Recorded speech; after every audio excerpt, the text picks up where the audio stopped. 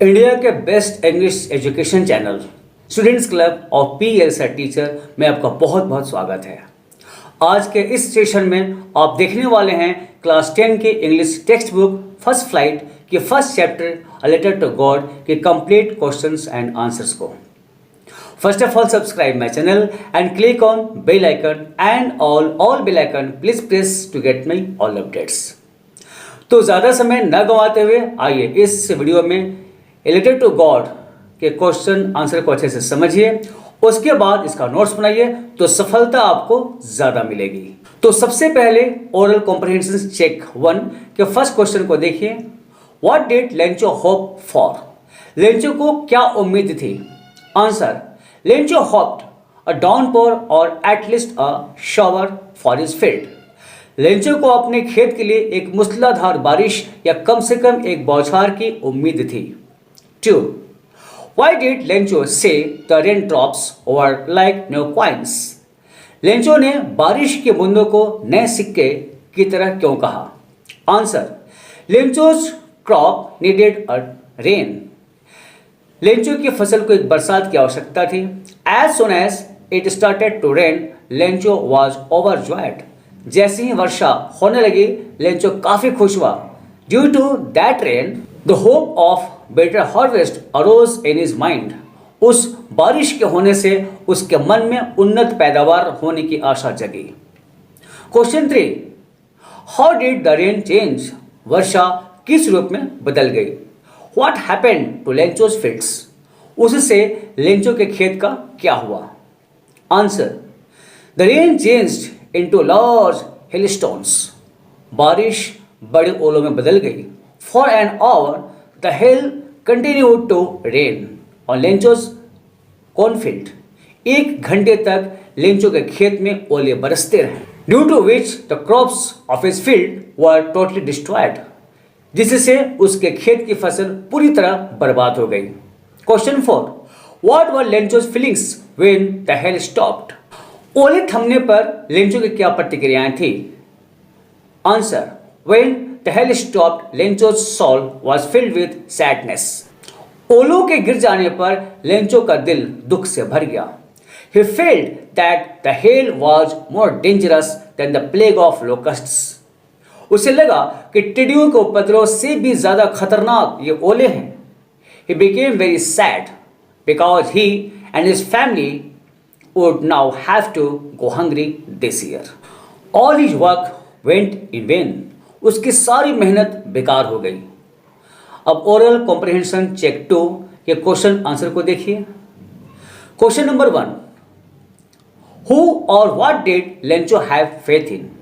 Lencho को किस पर विश्वास था? What did he do? और उसने क्या किया? Answer: Lencho had faith in God. Lencho को गॉड पर विश्वास था। He wrote a letter to God for 100 pesos. वो 100 पेसोज के लिए भगवान को पत्र लिखा। Question number 2. Who read the letter? Lencho जो गॉड को लेटर लिखा था वो लेटर कौन पढ़ा? The postmaster read the letter first. Then the post master. पहले चिट्ठी को पोस्टमैन पढ़ा, उसके बाद पोस्ट मास्टर पढ़ा। बताइए, पढ़ना चाहिए था स्वर्ग के भगवान को, लेकिन पढ़ लिए धरती के भगवान। Question 3. What did the post master do then? तब पोस्ट मास्टर ने क्या किया? Answer: first of all the post master broke out laughing. पहले पोस्ट मास्टर साहब खूब हंसे। हंस लो भाई, हम लोग भी लेंचो की तरह कोरोना में खूब खटे थे और बाद में हम लोग का हाल भी लेंचो जैसा हो गया था, 50% गायब। खैर, आइए आगे देखिए। But then he decided to answer the letter of Lencho and send 70 pesos to him. लेकिन फिर उसने लेंचो के लेटर का जवाब देने का फैसला किया और उसे 70 पेसोस भेजे। अब आइए देखिए ओरल कॉम्प्रिहेंशन चेक 3 के क्वेश्चन के आंसर को देखिए। Question number 1. Was Lencho surprised to find a letter for him with money in it? क्या लेंचो अपने लिए पैसे वाले पत्र पाकर आश्चर्यचकित हुआ? Answer: No. Lencho wasn't surprised to find a letter for him with money in it. नहीं, लेंचो को अपने लिए पैसे वाला पत्र पाकर कोई आश्चर्य नहीं हुआ, because he had full faith in his God that he would definitely help him, क्योंकि उसे अपने भगवान पर पूरा भरोसा था कि वे उसकी मदद जरूर करेंगे। Question 2, what made him angry? उसे क्यों गुस्सा आया? When he counted the money he became very angry. जब वह पैसे गिना तो बहुत नाराज हुआ।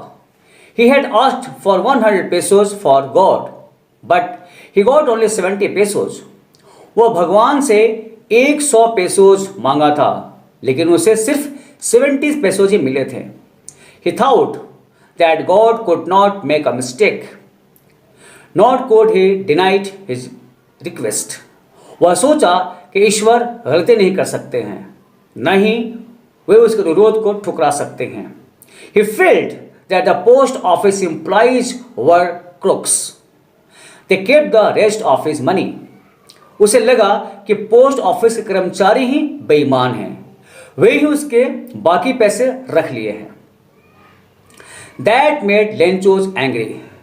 इसी वजह से लेंचो नाराज हो गया था। तो इस स्टोरी के बीच बीच में दिया हुआ ओरल कॉम्प्रिहेंशन चेक के सारे क्वेश्चंस जो एग्जाम की दृष्टि से काफ़ी इंपॉर्टेंट है, इनका आंसर उम्मीद है आपको अच्छे से समझ में तो आ गया होगा। अब आइए थिंकिंग अबाउट द टेक्स्ट के इन क्वेश्चंस के आंसर को समझिए। Question 1, who does Lencho have complete faith in? Lencho को किस पर पूरा विश्वास है? Which sentences in the story tell you this? कहानी के कौन से वाक्य आपको यह बताते हैं कि लेंचो को किस पर पूरा विश्वास है? Answer, Lencho have complete faith in God. Lencho को ईश्वर पर पूरा विश्वास है। The following sentences in the story tell us that Lencho has complete faith in God. कहानी में निम्नलिखित वाक्य हमें बताते हैं कि लेंचो को ईश्वर में पूर्ण विश्वास है। Point number 1, in the hearts of all who lived in that solitary house in the middle of the valley, that was a single hope from God। घाटी के बीच में उस एकांत घर में रहने वाले सभी लोगों के दिलों में एक ही आशा थी, भगवान से सहायता। 2, all through the night Lencho thought only of his one hope, the hope of God। पूरी रात लेंचो ने केवल अपनी एक ही आशा के बारे में सोचा, भगवान की मदद। 3, it was nothing less than a letter to God. यह भगवान को लिखे एक पत्र से कम नहीं था। 4, God if you don't help me my family and I will go hungry this year. भगवान, अगर आप मेरी मदद नहीं करते हैं तो मेरा परिवार और मैं इस साल भूखे रह जाएंगे। Point number 5, he wrote to God on the envelope. वह लिफाफे पर एड्रेस लिखा, एड्रेस की जगह पर लिखा भगवान। 6, what faith I wish I had the faith of the man who wrote this letter. इतना विश्वास ईश्वर पर, यह पोस्टमास्टर का स्टेटमेंट है। मैं भी चाहता हूं कि मुझ में भी इस चिट्ठी लिखने वाले आदमी जितना भरोसा हो। 7, starting up a correspondence with God. भगवान के साथ पत्राचार की शुरुआत, इतना विश्वास। And point number 8, God of the money that he asked for only 70 pesos reached me, send me the rest since I need it very much।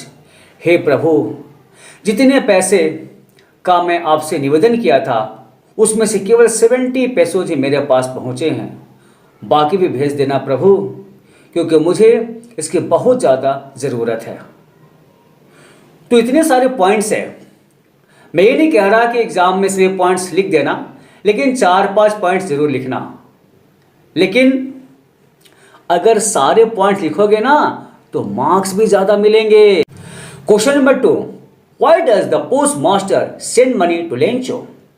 Postmaster Lencho को पैसे क्यों भेजता है? इसी में सेकेंड क्वेश्चन है, why does he sign the letter God? वह चिट्ठी में भगवान शब्द एक हस्ताक्षर के रूप में क्यों लिखता है? Answer, Lencho's faith in God is so shaken, so the postmaster collects donations and sends money to Lencho. Lencho का भगवान पर से कहीं भरोसा न टूट जाए, इसलिए पोस्टमास्टर चंदा इकट्ठा करके लेंचो को पैसे भेजता है। He puts a letter in the envelope with the money by writing God as a signature। वह एक पत्र में भगवान एक हस्ताक्षर के रूप में लिखकर पैसे के साथ लिफाफे में डाल देता है।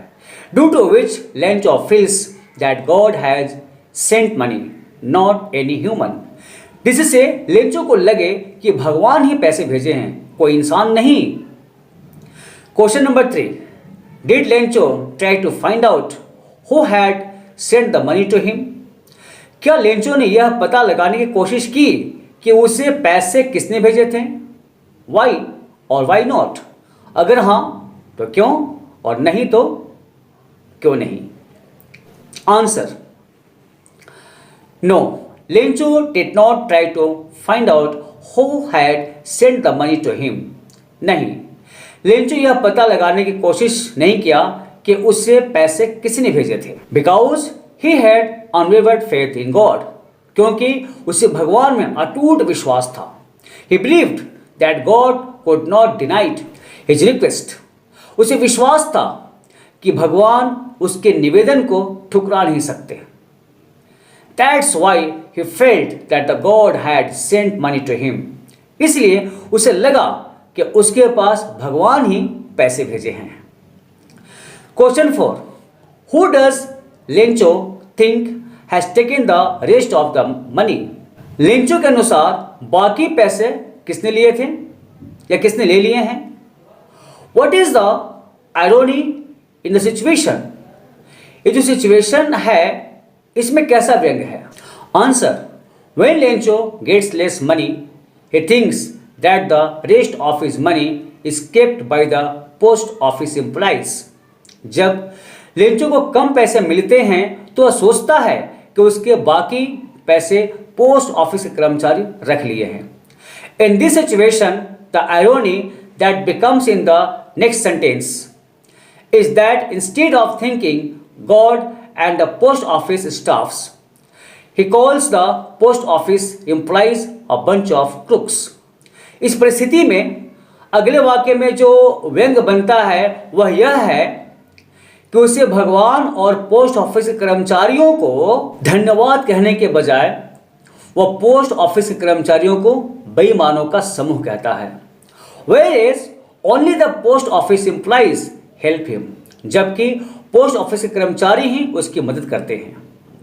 Question number 5, are there people like Lencho in the real world? क्या इस वास्तविक दुनिया में लेंचो जैसे लोग हैं? What kind of a person would you say he is? वह किस तरह का व्यक्ति है? आप उसके बारे में क्या कहना चाहेंगे? You may select appropriate words from the box to answer the question। आप प्रश्न का उत्तर देने के लिए बॉक्स में उपयुक्त शब्दों का चुनाव कर सकते हैं। तो देखते हैं यहाँ कौन कौन से वर्ड्स इस बॉक्स में सजाए गए हैं। ग्रीडी मीन्स लालची, नाइव मीन्स नादान या भोला, स्टूपिड मीन्स बेवकूफ, अनग्रेटफुल मीन्स नमक हराम, सेल्फिश मीन्स स्वार्थी या भोला, कॉमिकल मीन्स हास्यप्रद और अनक्वेश्चनिंग मीन्स असंदिग्ध। Answer, in this real world all people have faith in God. इस वास्तविक दुनिया में सभी लोगों को भगवान पर भरोसा जरूर है। But there are no people like Lencho in this world. लेकिन लेंचो जैसे लोग इस दुनिया में नहीं हैं। He is a naive person. वह एक भोला भाला इंसान है। He is not giddy. वह लालची आदमी नहीं है। He becomes helpless when his crops are ruined by hailstones. जब उसकी फसलें ओलों से बर्बाद हो जाती हैं तो वह निसहाय हो जाता है। Then he writes a letter to God asking for the money he needs to live life with his family, तब उसे अपने परिवार के साथ जीवन जीने के लिए जितने पैसे की आवश्यकता होती है वह भगवान को पत्र लिखकर उतने पैसे का ही मांग करता है. But when he gets less money, he thinks that the post office employees are a bunch of crooks. He does not mean that in this ungrateful. लेकिन जब उसे कम पैसे मिलते हैं तो सोचता है कि पोस्ट ऑफिस के कर्मचारी बेईमानों का समूह है. इसका मतलब यह नहीं कि वह एहसान फरामोश है. ठीक है, समझ में आ गया? Okay. Now question number 6. There are two kinds of conflicts in the story. इस कहानी में दो तरह के संघर्ष हैं बिटवीन ह्यूमन एंड नेचर, मनुष्य और प्रकृति के बीच, एंड बिटवीन ह्यूमन्स देमसेल्व्स, और खुद इंसानों के बीच. How are this conflicts illustrated. इस कहानी में इन संघर्षों को कैसे चित्रित किया गया है? Answer. In this story Lencho is a farmer. He waits for a good rain for his cornfield. वह अपने अनाज के खेत के लिए एक अच्छी बारिश का इंतजार करता है. But very large hailstones begin to fall. लेकिन बहुत बड़े बड़े ओले गिरने लगते हैं. The hail has left nothing. ओलों ने कुछ नहीं छोड़ा. His all crops were ruined. उसके सारे फसल बर्बाद हो गए. That year his all hard work went in vain. उस साल उसकी सारी मेहनत बेकार चली गई. This is the first kind of conflict in the story between human and nature. इस कहानी में मानव और प्रकृति के बीच में यह पहला प्रकार का संघर्ष है. Then he demands 100 pesos from God to sustain his and his family's life. फिर वह अपना और अपने परिवार का जीवन चलाने के लिए भगवान से 100 pesos की मांग करता है.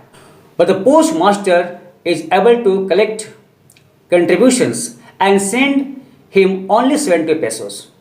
लेकिन पोस्ट मास्टर चंदा इकट्ठा करके उससे 70 पेसोज ही भेज पाता है.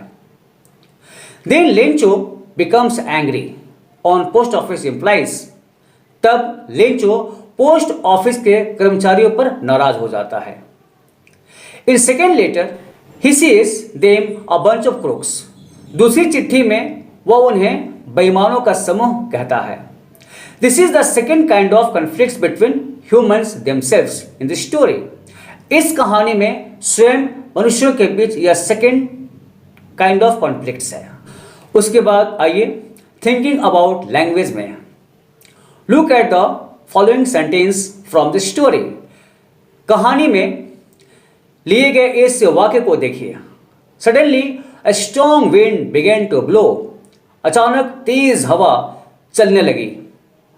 And along with the rain very large hailstones begin to fall. और वर्षा के साथ साथ बड़े बड़े ओले गिरने लगे. Hailstones are small balls of ice that fall like rain. ओले बर्फ के छोटे छोटे गोले होते हैं. फॉल लाइक रेन जो बारिश की तरह गिरते हैं.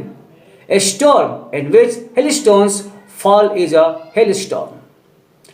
एक तूफान जिससे ओले गिरते हैं वो ओला वृष्टि है. You know that a storm in bad weather with strong wind, rain, thunder and lightning. आप जानते हैं कि तूफान, तेज हवाओं, बारिश, मेघ गर्जन और आकाशीय बिजली के साथ एक खराब मौसम है. अब यहां देखिए क्या लिखा है. There are different names in different parts of the world for storms. दुनिया के अलग अलग हिस्सों में तूफानों के अलग अलग नाम हैं डिपेंडिंग ऑन देयर नेचर, जो उनकी प्रकृति पर निर्भर करते हैं. Can you match the names in the box with their description below. क्या आप नीचे दिए गए विवरण के साथ बॉक्स में दिए गए उनके नामों का मिलान कर सकते हैं. And fill in the blanks और रिक्त स्थान भर सकते हैं। You may use a dictionary to help you. आप अपनी सहायता के लिए डिक्शनरी का उपयोग कर सकते हैं, तो इसकी आवश्यकता नहीं है। मैं ही इनकी पूरी मीनिंग आपको बता दे रहा हूँ। गेल मीन्स आंधी, विंड मीन्स बवंडर या चक्रवात, साइक्लोन मीन्स चक्रवात, हरिकेन मीन्स तूफान, टोरेंटो मीन्स बवंडर या बालू का तूफान, और टाइफून मीन्स आंधी या घुमावदार बवंडर। तो मीनिंग क्लियर हो गया? गुड। अब आपको नीचे दिए गए सेंटेंसेस को भरने में काफी आसानी होगी। 1. A violent tropical storm in which strong winds move in a circle। एक हिंसक उष्णकटिबंधीय तूफान जिसमें तेज हवाएं एक चक्र में चलती है, उसे कहते हैं साइक्लोन यानी चक्रवात। 2. An extremely strong wind, एक अत्यंत तेज हवा, इसका नाम है गेल, मतलब आंधी। 3. A violent tropical storm with very strong winds, बहुत तेज हवाओं के साथ एक हिंसक उष्णकटिबंधीय तूफान। उष्णकटिबंधीय क्षेत्र जो भूमध्य रेखा के दक्षिण या उत्तर में लगभग 28 डिग्री सेल्सियस के भीतर होता है। ये जगह एशिया, ऑस्ट्रेलिया, अफ्रीका, दक्षिण अमेरिका, मध्य अमेरिका, मेक्सिको और प्रशांत द्वीपों पर पाए जाते हैं। तो ऐसे तूफान को क्या कहते हैं? टाइफून यानी बवंडर। 4. A violent storm whose center is a cloud in the shape of a funnel, एक हिंसक तूफान जिसका केंद्र एक कीप के आकार का बादल है। तो इस हिंसक तूफान को टोरंटो या घुमावदार बवंडर कहते हैं। 5. A violent storm with very strong winds, especially in a western Atlantic Ocean, बहुत तेज हवाओं के साथ एक हिंसक तूफान विशेष रूप से पश्चिमी अटलांटिक महासागर में उत्पात मचाता है, उसे हरिकेन यानी झंझावत मतलब समुद्री तूफान कहा जाता है। And 6. A very strong wind that moves very fast in a spinning movement and causes a lot of damage, एक बहुत तेज हवा जो चक्रीय गति में बहुत तेज चलती है और बहुत नुकसान करती है, उसे व्हर्लविंड यानी चक्रवात बवंडर कहते हैं। उसके बाद यहां देखिए, notice how the word hope is used in this sentences from the story. ध्यान दीजिए कि कहानी से लिए गए इन वाक्यों में होप शब्द का प्रयोग कैसे किया गया है। A, I hope it the hailstorm passes quickly, मुझे उम्मीद है कि यह ओलावृष्टि जल्दी यहां से गुजर जाएगी।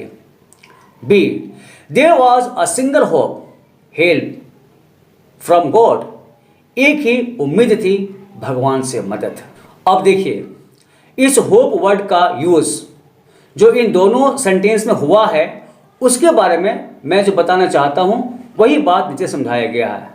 इन the first example, hope is a word which means your wish for something to happen.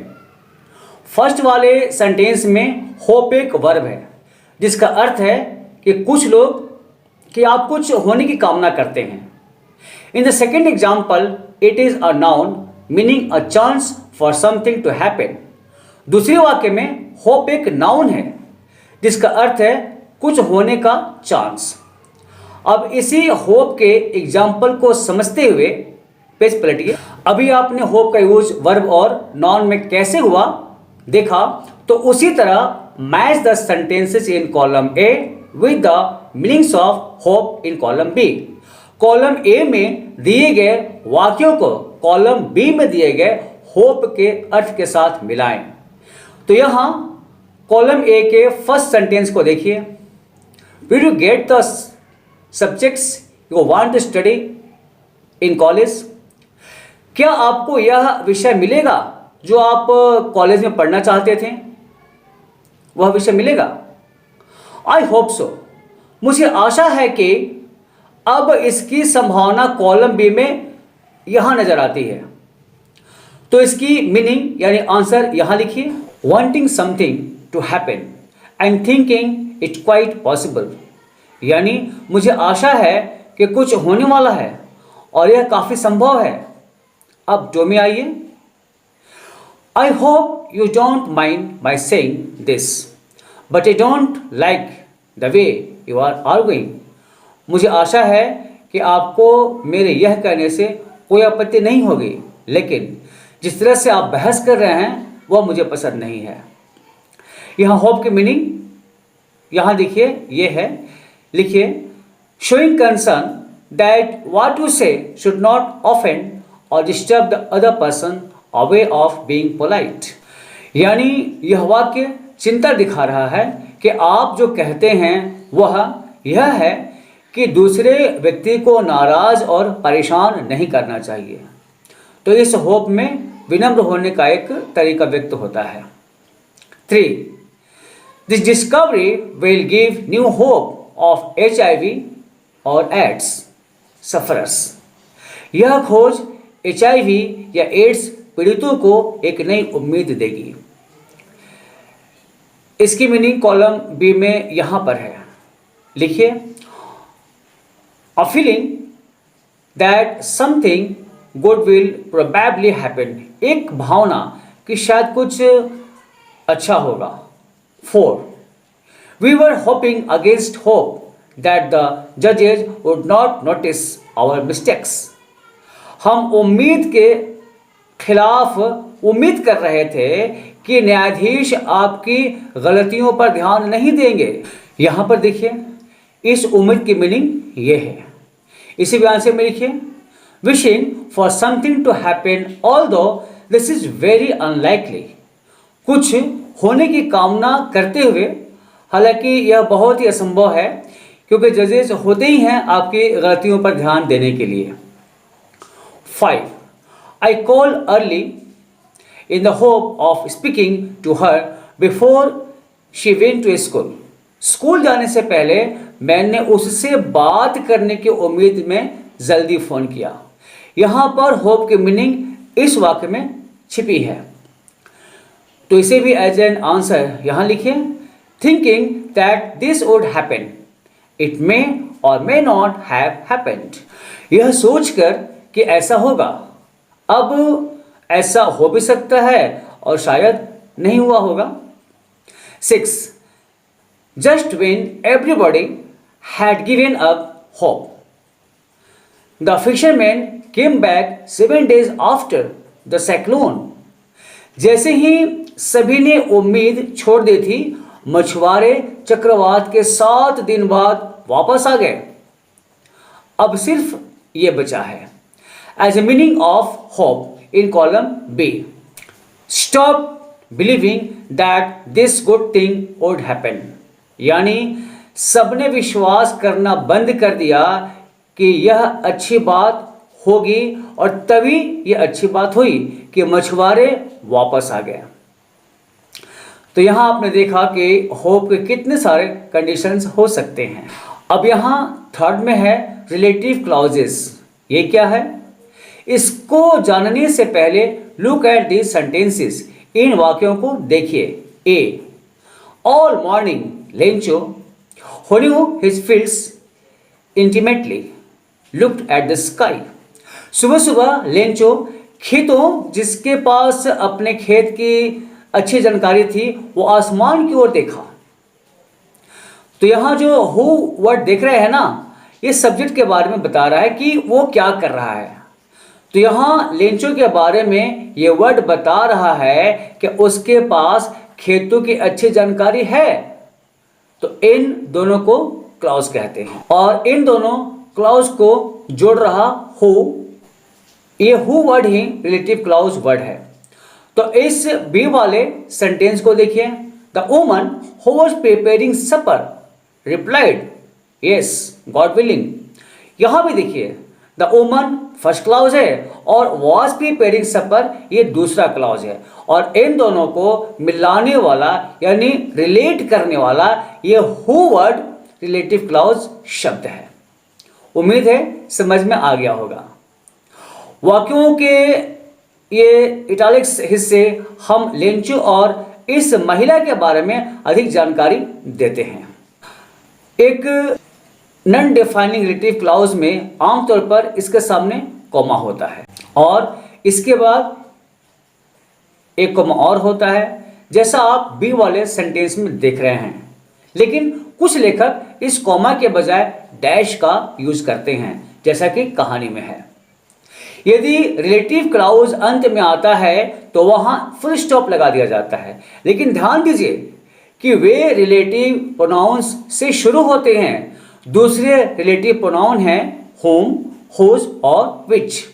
समझ में आ गया? गुड। अब इसे देखिए। Join the sentences given below using who, whom, whose, which as suggested। नीचे दिए गए वाक्यों को who, whom, whose या which से ज्वाइन कीजिए, जैसा कि सजेस्ट किया गया है। 1. I often go to Mumbai. मैं अक्सर मुंबई जाता हूँ। Mumbai is the commercial capital of India. Mumbai India की व्यावसायिक राजधानी है। इन दोनों सेंटेंस में विच का प्रयोग करना है। अब इन दोनों सेंटेंसेस में मुंबई मुंबई बोलना लिखना भद्दा लगता है, तो इन दोनों सेंटेंसेस को बना देंगे क्लाउज यानी उपवाक्य और दोनों को जोड़ देंगे विच से, जो रिलेटिव प्रोनाउंस है। इसे ऐसे देखिए, I often go to Mumbai which is the commercial capital of India. मैं अक्सर मुंबई जाता हूं जो भारत की व्यावसायिक राजधानी है। इस सेंटेंस में आप देखें क्रिएटिव प्रोनाउन की मदद से रिलेटिव क्लॉजेस कैसे बनते हैं। समझ में आ गया? Very good. अब देखिए सेंटेंस बनाना आपके लिए कितना इजी हो जाएगा। My mother is going to host a TV show on cooking. मेरी माँ खाना बनाने पर एक टीवी शो की मेजबानी करने जा रही है। She कुक्स very well. वो बहुत अच्छा खाना बनाती है। यहां पर हु वर्ड यूज करना है, तो देखिए ये कैसे बनेगा। My mother who is going to host a TV show on cooking cooks very well. मेरी माँ जो खाना पकाने पर एक टीवी शो की मेजबानी करने जा रही है, बहुत अच्छा खाना बनाती है। इसे आप एक और तरीके से बना सकते हैं। My mother who cooks very well is going to host a TV show on cooking. मेरी माँ जो बहुत अच्छा खाना बनाती है, खाना पकाने पर एक टीवी शो की मेजबानी करने जा रही है। Page पलटिए। 3. These sports persons are going to meet the president। खिलाड़ी राष्ट्रपति से मिलने जा रहे हैं। Their performance has been excellent। उनका प्रदर्शन excellent रहा है। ये कैसे बनेगा? देखिए यहां लास्ट में whose है, तो पहले सब्जेक्ट रहेगा, फिर रिलेटिव प्रोनाउन यानी whose रहेगा, और बाकी जो ये सारे सेंटेंस जो whose के बाद लिखे जाएंगे वो सारे के सारे एज अ रिलेटिव क्लॉज रहेंगे। तो the sports persons whose performance has been excellent are going to meet the president। Lenchu prayed to God, his eyes see into our minds। और इन्हें भी whose लगाकर बनाना है। देखिए Lenchu prayed to God whose eyes see into our minds। ये बहुत easy है ना। 5. This man cheated me। इस आदमी ने मुझे धोखा दिया। I trusted him। मैं उस पर भरोसा किया था। इसे whom से बनाना है। देखिए The man whom I trusted cheated me। जिस आदमी पर मैं भरोसा किया उसी ने मुझे धोखा दिया। तो यहां आपने देखा कि रिलेटिव प्रोनाउन के वर्ड्स को ऐड करके रिलेटिव क्लॉजेस के सेंटेंसेस को कैसे बनाया जाता है। अगर वीडियो पसंद आ रही है तो वीडियो के नीचे थैंक्स बटन को दबाकर आप मेरा सपोर्ट कर सकते हैं। आइए आगे देखें। कभी कभी रिलेटिव क्लॉज में रिलेटिव प्रोनाउन छुपा हुआ रहता है। फॉर एग्जाम्पल स्टोरी के पहले वाक्य को देखिए। The house the only one in the entire valley sat on the crest of a low hill.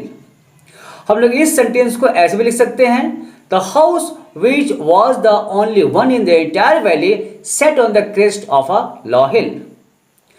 A sentence में relative pronoun which और verb was नहीं है। अब 4 यूजिंग नेगेटिव फॉर एम्फेसिस में आइए। हम सभी जानते हैं नो, नॉट, नथिंग ऐसे शब्दों वाले वाक्य किसी चीज़ की अनुपस्थिति या किसी चीज़ के विपरीत होने को दर्शाते हैं। जैसे a this year we will have no corn, इस साल हमारे पास अनाज नहीं होगा। यहाँ अनाज की उपस्थिति को दर्शाया गया है। Be the hail has left nothing, ओलों ने कुछ नहीं छोड़ा, यहाँ फसल की अनुपस्थिति को शो किया गया है। See these aren't rain drops falling from the sky, they are new coins, यहाँ आसमान से गिरने वाली पानी की बूंदों के बारे में आम धारणा के विपरीत यह सेंटेंस है। लेकिन कभी कभी नकारात्मक शब्दों का यूज सिर्फ एक विचार पर जोर देने के लिए किया जाता है। इन वाक्यों को देखिए। D Lencho had not nothing else but see the sky towards the north east, यहाँ लेंचो ने कुछ नहीं किया, सिर्फ देखा। A the man went out for no other reason than to have the pleasure of feeling the rain on his body, वह आदमी अपने शरीर पर बारिश के आनंद को महसूस करने के लिए बाहर गया, किसी और कारण से नहीं, उसके पास केवल यही कारण था। F Lencho showed not the slightest surprise on seeing the money, यहाँ पैसों को देखकर लेंचो को बिल्कुल भी आश्चर्य नहीं हुआ। अब find sentences in the story with negative words which express the following ideas emphatically. Story में नेगेटिव वर्ड्स वाले सेंटेंसेस खोजिए जो निम्नलिखित विचारों को सशक्त रूप से व्यक्त करते हैं। 1. The trees lost all their leaves. पेड़ों ने अपने सारे पत्ते खो दिए। तो यहाँ आप भरिए Not a leaf remained on the trees. पेड़ों पर एक भी पत्ता नहीं रह गया। ये सेंटेंस स्टोरी के पेज नंबर 4 पर लास्ट पैराग्राफ में दिया हुआ है। 2. The letter was addressed to God himself. पत्र स्वयं भगवान को संबोधित किया गया था। तो इसके नेगेटिव सेंटेंस लिखिए। It was nothing less than a letter to God. यानी यह भगवान को लिखे एक पत्र से कम नहीं था। यह सेंटेंस स्टोरी के पेज नंबर 5 में 21वें लाइन पर है। 3. The postman saw this address for the first time in his career. डाकिया ने अपने करियर में यह पता पहली बार देखा। इसकी जगह यहाँ पर नेगेटिव सेंटेंस लिखिए। Never in his career as a postman had he known that address, यानी यह पोस्टमैन के रूप में वह अपने करियर में कभी भी इस तरह के एड्रेस को नहीं देखा था। पेज पलटिए। मेटाफर यानी रूपक। इंग्लिश ग्रामर में एक चैप्टर होता है फिगर ऑफ स्पीच, उसी का एक पार्ट है मेटाफर। इसे अगर अच्छे से समझना है तो आप सिमिली और मेटाफर की मेरी ये वीडियो देखिए। इसे देखने के लिए आप YouTube पर टाइप कीजिए simile and metaphor by students club of PSR teacher, तो ये वीडियो आ जाएगा। फिलहाल इसे देखिए। The word metaphor comes from a Greek word meaning transfer. Metaphor word Greek शब्द से लिया गया है जिसका अर्थ है ट्रांसफर यानी स्थानांतरण। मेटाफर्स कंपेयर टू थिंग्स और आइडियाज। मेटाफर दो चीज़ों या विचारों की तुलना करता है। किसी एक चीज़ का गुण या उसकी विशेषता किसी दूसरे गुण में ट्रांसफर हो जाती है। सम कॉमन मेटाफर्स और कुछ सामान्य मेटाफर ये हैं। The leg of a table, table का एक पैर। अब देखिए पैर तो हम इंसानों का होता है जो हमारे बॉडी को खड़ा होने में सपोर्ट करता है, और टेबल को खड़ा होने में जो सपोर्ट करता है उसे पिलर कहते हैं। लेकिन यहाँ इसे पिलर न कह करके इसे लेग कहा गया है, यानी इंसान के लेग वर्ड को टेबल में ट्रांसफर कर दिया गया है। यही मेटाफर है। दूसरा सेंटेंस देखिए, the heart of the city, शहर का दिल या हृदय। अब देखिए, हार्ट हमारे बॉडी का के सेंटर में एक इंपॉर्टेंट ऑर्गन है, इसलिए इस शब्द का यूज शहर के मध्य क्षेत्र का वर्णन करने के लिए किया गया है। तो यहाँ क्या किया गया है, यहाँ इंसान के हार्ट की विशेषता को शहर के सेंट्रल प्लेस के रूप में ट्रांसफर किया गया है। यही मेटाफर है। लेकिन ऐसा किया क्यों जाता है? देखिए, जिस तरह से महिलाएं सजने संवरने के लिए ज्वेलरी यूज करती हैं, वैसे ही राइटर्स या पोएट्स शब्दों को सजाने के लिए फिगर्स ऑफ स्पीच का यूज करते हैं। अब इसे देखिए, NPS find metaphors from the story to complete the table below. नीचे दिए गए टेबल यानी तालिका को पूरा करने के लिए पेयर्स में स्टोरी से मेटाफर खोजिए। Try to say what qualities are being compared, और खोज कर लिखने के बाद यह बताने की कोशिश कीजिए कि वहां कौन से गुणों की तुलना की जा रही है। One has been done for you, एक आपके लिए पूरा लिखकर बता दिया गया है। अब यहाँ ऑब्जेक्ट है, सेकंड कॉलम में मेटाफर है, और थर्ड में क्वालिटी और फीचर कंपेयर्ड है, यानी किस वस्तु के लिए कौन सा मेटाफर यूज किया गया है। और जो रूपक यूज हुआ है तो थर्ड कॉलम में बताना है कि यहां से गुण या विशेषता की तुलना यहां की गई है। तो यहां फर्स्ट ऑब्जेक्ट है क्लाउड, और यहां है ह्यूज माउंटेन्स ऑफ क्लाउड्स, यानी बड़े बड़े पहाड़ों जैसे बादल।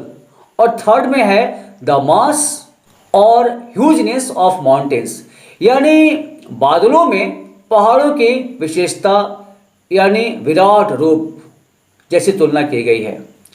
अब सेकेंड रॉ में आइए, रेन ड्रॉप्स यानी बरसात के पानी की बूंदे। तो यहाँ कहानी के अकॉर्डिंग मेटाफर यूज कीजिए। न्यू कॉइन्स यानी पानी की बूंदों को नए सिक्कों की तरह यूज किया गया है। और यहाँ लिखिए the shape and size of new coins. तो यहाँ रेन ड्रॉप्स को नए कॉइन्स के आकार में कंपेयर किया गया है। थर्ड रो में आइए, हेलस्टोन्स यानी बर्फ के ओले। तो यहाँ स्टोरी के अकॉर्डिंग मेटाफर यूज कीजिए। द फ्रोजन पल्स यानी जमे हुए मोती। अब जमे हुए मोती क्यों? थर्ड कॉलम में देखिए तो समझ में आ जाएगा। The hailstones are as white as pearls. बर्फ के ओले इतने सफेद हैं जितने कि मोती, इसीलिए हेलस्टोन्स को फ्रोजन पल्स कहा गया है। फोर्थ रो में लोकस्ट्स यानी टिड्डियां। तो इसके लिए प्लेग वर्ड को इस कहानी में मेटाफर के रूप में यूज किया गया है। तो इसकी तुलना टिड्डियों से क्यों की गई है? क्योंकि थर्ड कॉलम में आइए, काउज हार्म, क्योंकि ये नुकसान पहुंचाते हैं। तो लोकस्ट्स की तरह ओलों ने भी लेंचों की फसलों को बर्बाद कर दिया।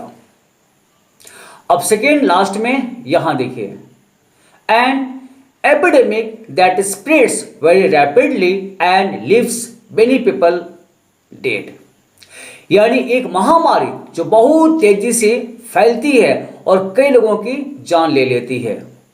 तो यहां मेटाफर में लिखिए कोरोना एज अ प्लेग।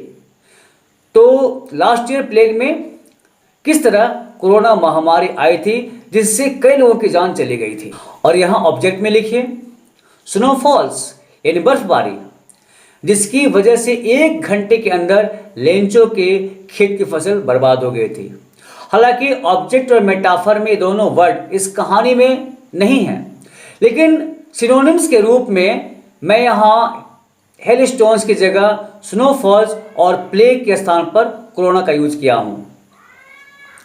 अब लास्ट में देखिए मेटाफर में as ox of a man, यानी स्टोरी में एक बैल की तरह कौन आदमी काम करता है, तो ऑब्जेक्ट में लिखिए लेंचो। और लेंचो की क्वालिटी क्या है, वो लेबोरियस है, मतलब परिश्रमी व्यक्ति है। तो उम्मीद है मेटाफर का ये टेबल आपको अच्छे से समझ में आ गया होगा। उसके बाद यहाँ स्पीकिंग है और पेज पलटिए, देखिए यहाँ लिसनिंग है। तो वाइवा टेस्ट के लिए ये काफ़ी इंपॉर्टेंट होता है। तो अगर आपको ये वाले वीडियो चाहिए तो ढेर सारा कमेंट कीजिएगा, तो मैं अ लेटर टू गॉड की स्पीकिंग एंड लिसनिंग की अलग से वीडियो बना दूंगा। तो ये वीडियो कैसे लगी कमेंट जरूर कीजिएगा, और कोई डाउट लग रहा हो या आपको समझ में नहीं आ रहा हो तो कमेंट बॉक्स में जरूर बताइएगा। और अगर आप मेरे वीडियो को फर्स्ट टाइम देख रहे हैं तो सब्सक्राइब जरूर कीजिएगा, और अगर वीडियो पसंद आई है तो वीडियो को आप ढेर सारा लाइक भी कीजिएगा। If you want to boost up me then sure support me by pressing the thanks button and share this video to your classmates and needy students. इससे मेरे वीडियो को प्रमोशन मिलेगा। तो we will meet again very soon with such informative video. जय हिंद।